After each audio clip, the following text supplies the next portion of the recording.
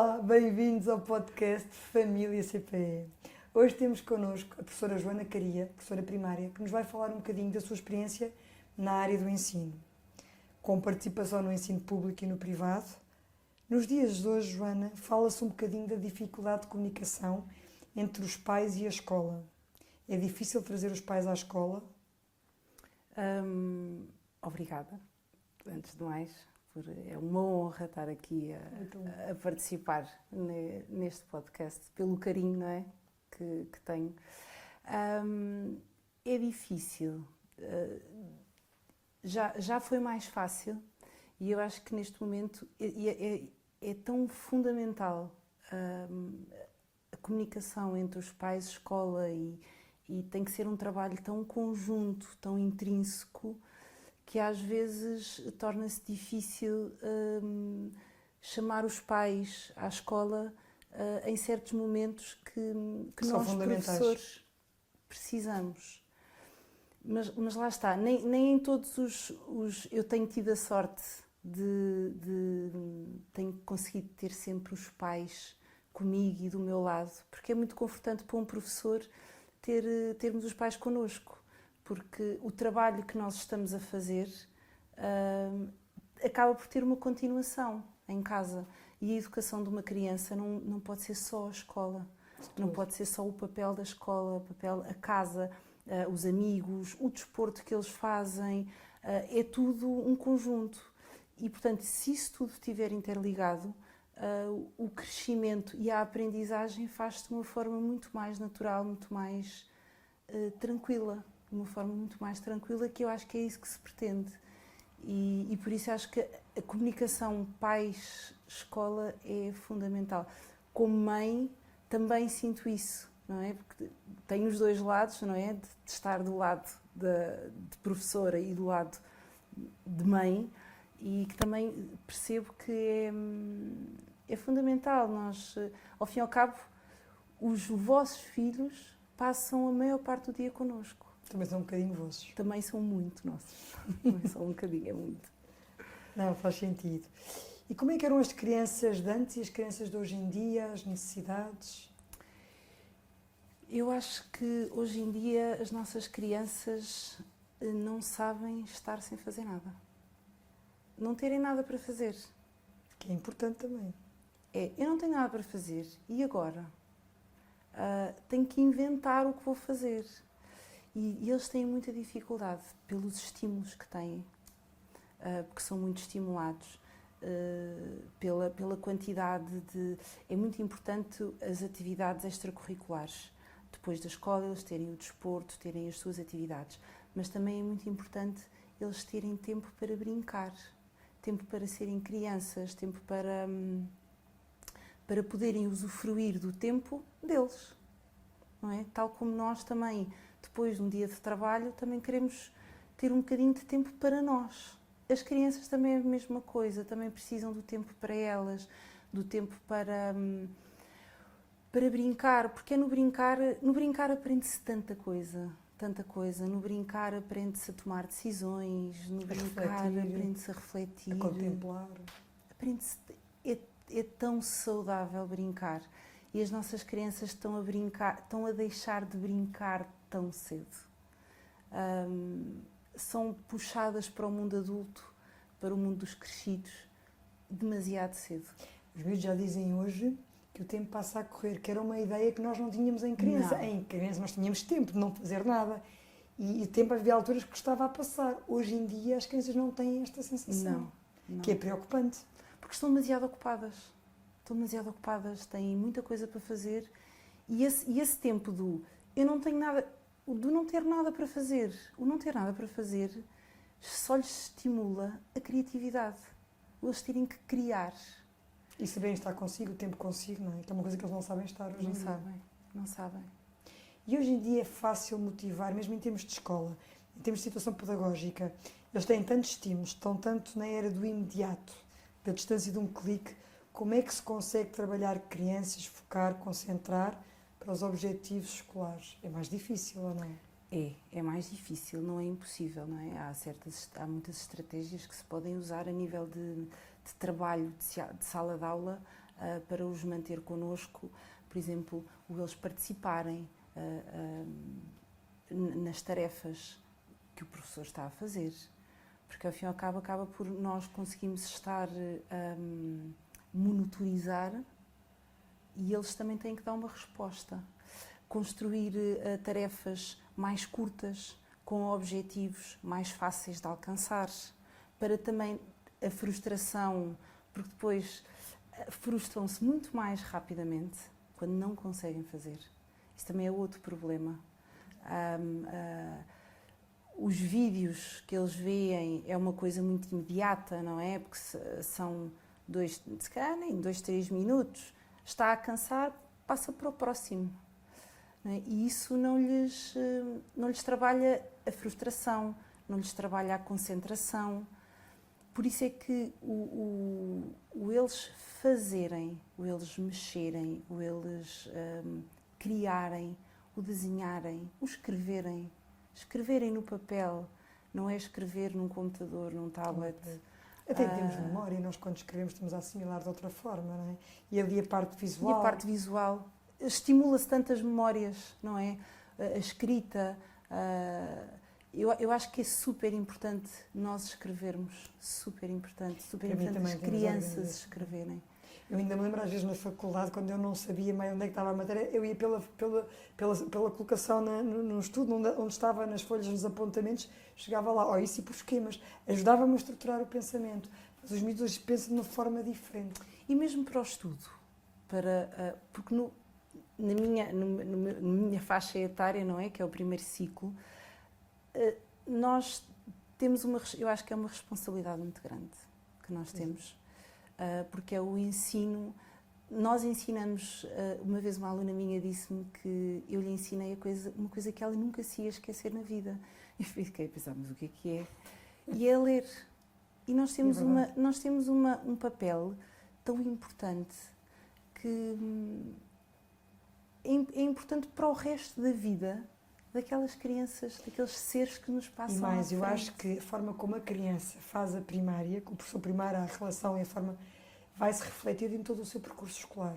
Sim. Quando a criança é feliz na primária e tem um bom relacionamento com o professor, quando eu digo bom relacionamento no sentido afetivo, não estou a falar de competências em termos escolares, a forma como ela vai encarar os próximos anos e o gosto por querer saber mais, vem muito daí. Uma criança que se calhar não tem uma primária tão aliciante do ponto de vista emocional, se calhar não vai ter tanto gosto mais tarde por certo tipo de matérias de querer saber, ou não vai experienciar coisas tão positivas em termos de ensino. É por isso que eu acho que o ambiente da aprendizagem, um dos fatores principais é eles sentirem-se emocionalmente confortáveis com quem está à frente. Nós não temos, uma criança não aprende se não estiver descontraída, se não estiver feliz, se não estiver tranquila e se não estiver com a segurança, ou seja, não tiver a segurança naquela pessoa e lhe reconhecer, não é valor, é reconhecer, não vai faltar o termo. Empatia. Exatamente, empatia, que é tão importante em tudo. Sim. E é muito e apoio importante. incondicional. O professor tem que estar lá, o professor de primário tem que ser alguém que eles veem como professor, mas também como amigo, como apoio, como ajuda. Sem dúvida, sem dúvida, sem dúvida. E a parte dos afetos, do contacto, que é tão importante. Porque só assim é que estão aptos a aprender. É o primeiro passo. É o primeiro passo. Eu fiz várias... Tive durante 16 anos com o primeiro e com o segundo ano a ensinar a ler, não é? E eu fiz algumas experiências quando os ensinava a ler, de lhes pedir para ler. É completamente diferente pedir a uma criança, porque eles só têm 6 anos. E nós, às vezes... E alguns 5.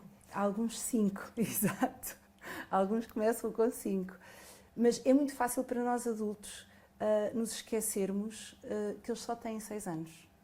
Nomeadamente na aprendizagem da leitura, que para nós é uma coisa básica, que é o que está ali.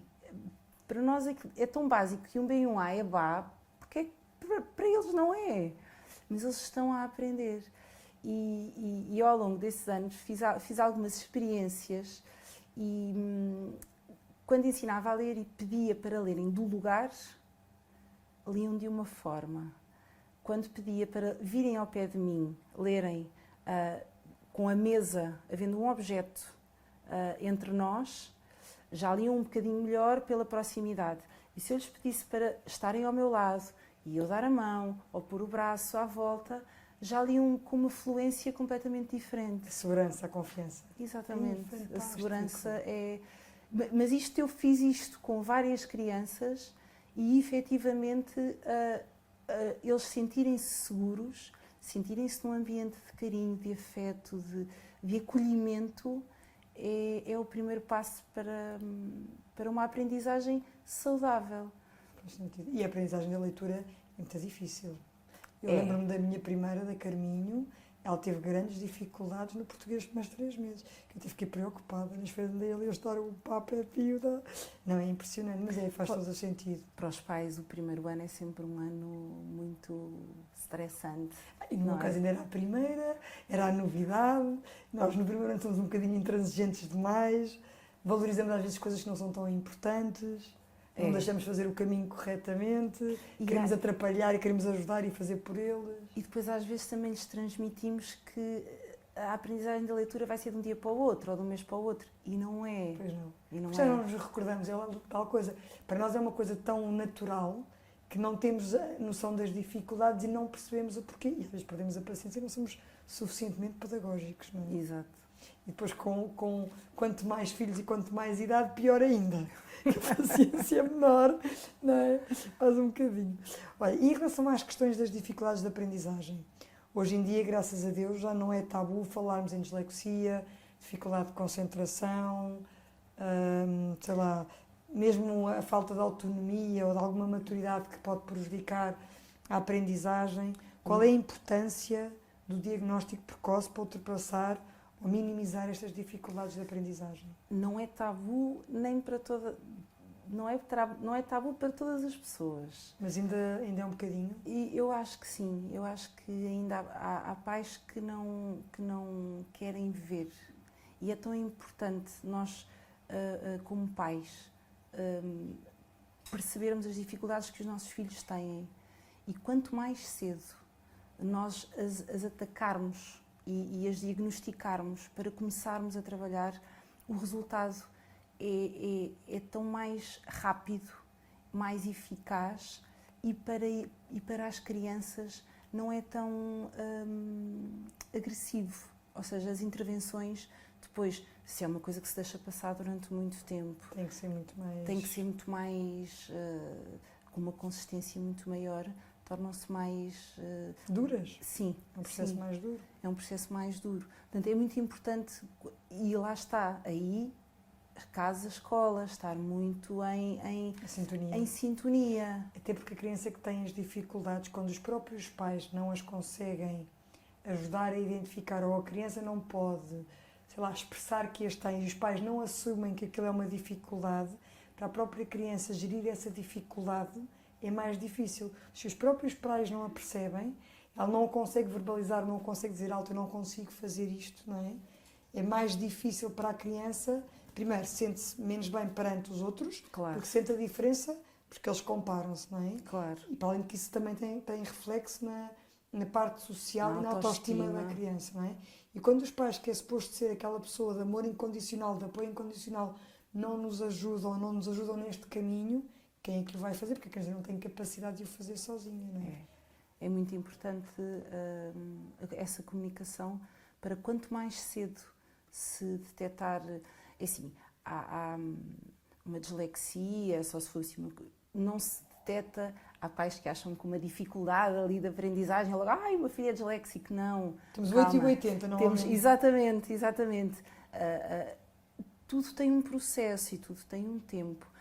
E na aprendizagem e no ensino, nós vamos tentando, vamos experimentando, vamos ver se dá por um lado, se não dá, tem que ser por outro. E eu acho que isso é o que é fascinante na educação, nós estamos sempre a descobrir caminhos novos. porque eles não são sempre os mesmos, não Mas é? sempre iguais. Mas a verdade é que, para os pais, se um professor faz um sinal de alerta, até pode não ser, mas tem que se fazer o despiste. Sim, É sim. melhor não É ser, fundamental. fazemos o despiste e não ser, e é um caminho que se vai fazendo, do que a criança precisar Exatamente. e não, ser, e não ser sinalizada, não é? Ou só quando já está nas últimas. Que é muito mais difícil, depois em termos emocionais e tudo mais, não é? É porque depois isso a nível de grupo também acaba por criar a baixa autoestima. E depois não é só isso, é que às vezes os próprios professores, porque os pais esquecem-se, os professores têm que passar ferramentas de aprendizagem, não é? Mas vocês não estão capacitados para lidar com estas dificuldades de aprendizagem, não é da vossa responsabilidade. Vocês também precisam de alguém que trabalhe convosco Sim. e colabore. Por exemplo, existem boas práticas em sala de aula com crianças com dislexia ou com outro tipo de déficit que o professor não tem a obrigação de saber, não é a área dele, não é? E ele também precisa de ajuda nesta situação. Eu acho que aqui nas escolas, se calhar, devia-se falar um bocadinho mais ou haver mais palestras para se falar dos assuntos, não sei, isto é uma opinião minha pessoal, até para os pais reconhecerem as dificuldades e para perceberem da necessidade de se trabalhar em conjunto. Porque algumas dificuldades também os pais já as tiveram. E é muito engraçado nós falarmos com pais e ele fala, engraçado que eu também faço isso, ou engraçado que eu também fazia isso. E nós percebemos, se calhar há aqui uma questão genética que predispõe a. Mas se nós temos as técnicas de educação especial que nos apoiam que nos dão ferramentas para nós, em sala de aula, conseguirmos ter essas técnicas. Mas claro que sim, temos que estar sempre apoiadas. Todas as escolas têm essas técnicas? Nas escolas onde eu tenho trabalhado, tenho tido a sorte. Um privilégio, porque sim, às vezes não tem, não é fácil. Não. Não há suficiente para as necessidades. Para as necessidades, não. Sem dúvida que não há. E em termos daquilo que se fala das dificuldades de concentração dos miúdos, hoje em dia é difícil trabalhar o foco. O que é que se pode fazer na escola, em casa? O foco, a concentração vem muito naquilo que eu há bocadinho referi, o eles brincarem, o eles terem tempo para criar, para estarem com eles próprios. Se calhar também recreios maiores. Recreios maiores, sim. Os nossos alunos de primeiro ciclo têm uma carga horária excessiva. Na minha opinião, têm uma carga horária excessiva. Coisa que, quando eu comecei a dar aulas, não era assim. Não era assim. Não era nada assim. Eles tinham 2 horas de almoço. Entravam às 9, tinham 2 horas de almoço, fartavam-se de brincar. De correr, de gastar energia. Sim, de brincar, de se sujar, e vinham com experiências. Entravam na sala com experiências. Se nós formos a ver uma hora de almoço de uma criança de 6 anos, que numa hora tem que almoçar, aquelas que são mais lentas... Que há também, não é? Nunca têm 1 hora de recreio, ou seja, nunca têm 1 hora para brincar. Nem 30 minutos. Exatamente. Que é pouco. A concentração também vem muito de noites, do sono. Mal dormida e às vezes as faltas das rotinas do sono, não é? Com os pais. Sim. A alimentação também. Ou seja, açúcares. Isto é tudo um conjunto. Pois é. Não é? Que saem muito fora da vossa margem de atuação da escola, mas que têm as consequências das mesmas, não é? Eles já deviam vir para nós assim com os pré-requisitos, não é? que nós pudéssemos dizer, ok, então vamos trabalhar aqui com... Mas efetivamente não, nós... Pais, não deitem crianças depois das 9h30, pais, ninguém dá doce antes da criança ir para a cama, ou antes de vir para a escola, pequenos almoços muito açucarados, que não nos ajuda a trabalhar a concentração. Pais, tempo com eles de qualidade em casa antes de dormir. O tempo de concentração deles a parte da manhã é o que rende mais. A tarde já não. A tarde, nos mais velhos, já vai rendendo um bocadinho mais. Mas nos mais pequeninos é de manhã. À tarde já são atividades mais que nós não tínhamos que estar a pedir muito deles, porque de manhã é onde eles estão a render bem, onde se faz o trabalho, porque quando se trabalha com crianças, aquilo que nós queremos é o sucesso, não é? Acho que um professor deve promover o sucesso e não promover o insucesso. Portanto, a parte da manhã é fundamental. Mas às vezes os vossos próprios turnos não são demasiado extensos, porque, por exemplo, turnos de 45 ou de 90 minutos, para um adulto é difícil estar concentrado. Para uma criança, mais ainda, o professor aqui tem que ter capacidade neste tempo de fazer aqui algumas pausas, alguma brincadeira. Um professor Sim. que faz isto continuamente, mas nem todos o fazem. Nem não. todos o fazem, sim. Não. Sim. Basta nós irmos a um colóquio de adultos e é fácil olharmos na hora e meia depois para percebermos que há sempre elementos que já estão dispersos. Completamente. Não é? E fácil. somos adultos. Quanto mais as crianças que, com as dificuldades de concentração, se distraem com qualquer coisinha. Mais a imaturidade, a falta de autonomia próprias agora das novas educações, não é? As exigências,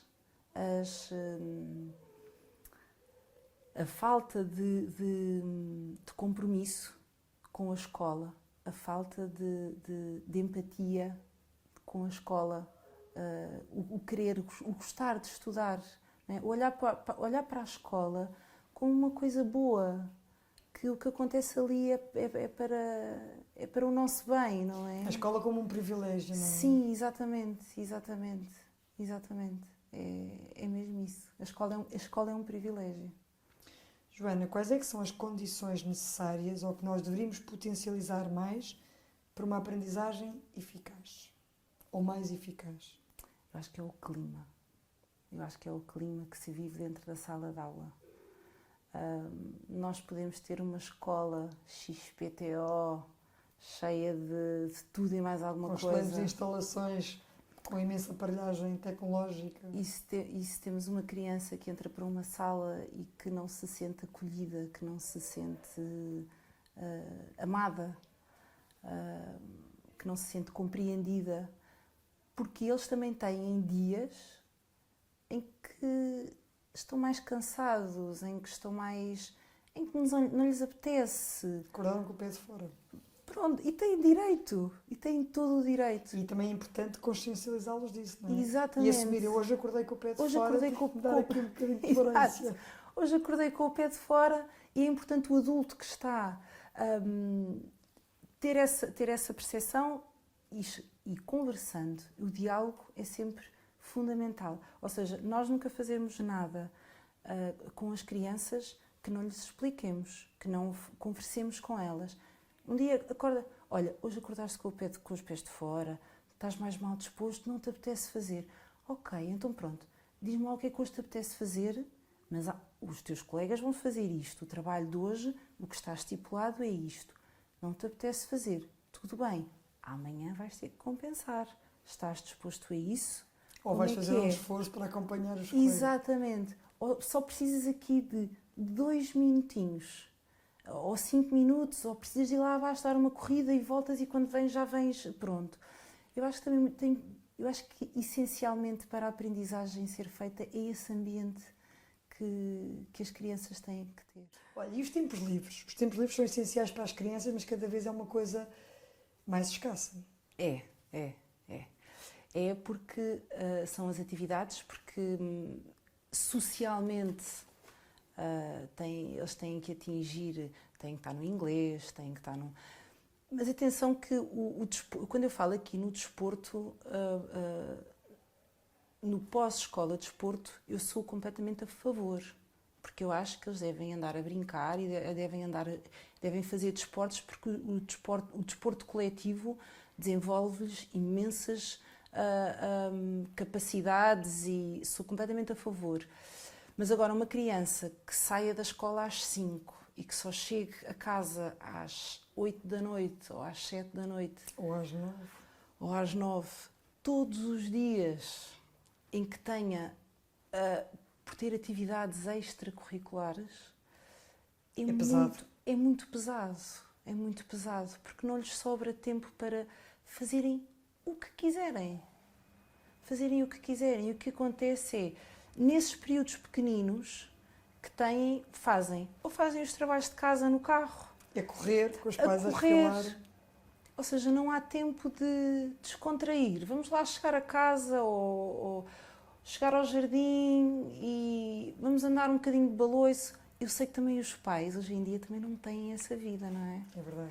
E E o nós não próprio temos... desporto já não é lúdico, é só competição, competição, competição. Ou seja, há muitas mais-valias no desporto de competências que eles ganham, de foco, de gestão de tempo, mas a verdade é exatamente isso que a Joana disse. Não há tempo, não há parte lúdica que é fundamental nestas crianças e tempo de recuperação. Exatamente, exatamente. E por todas as vezes não compreendem que os meninos naquele dia não conseguiram fazer os trabalhos de casa, porque chegam às vezes estourados Não, e é uma guerra para fazer um trabalho de casa. Não é producente, nem é isso que se pretende com um trabalho de casa. O trabalho de casa é suposto ser uma criação de um hábito de estudo, que eles mais tarde vão precisar.